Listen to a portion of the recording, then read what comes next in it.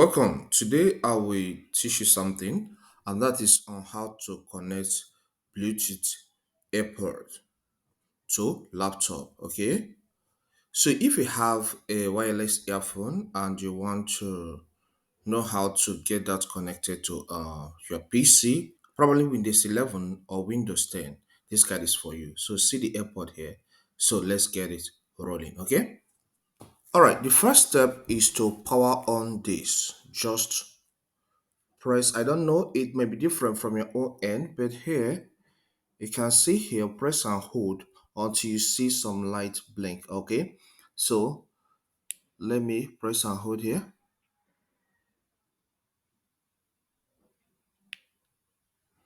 Good. So you can see it's now blinking. All right, so which means this has been turned on. All right, so let me get to my PC and then enable the Bluetooth there. All right, on your PC, take your cursor to this section, okay, of the taskbar. You can see where it is. Click. All right. Now you can see this is a Bluetooth symbol. It's already turned on. If it is turned off, it will have this color. Are you getting it?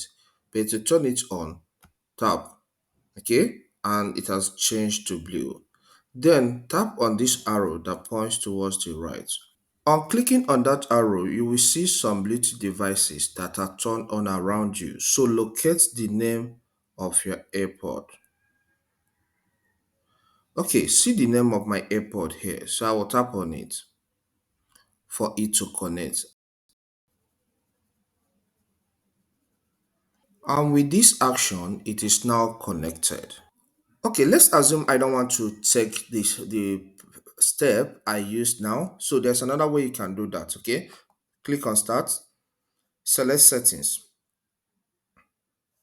On this settings page, click on Bluetooth and devices, okay? Then click on this option, Add device.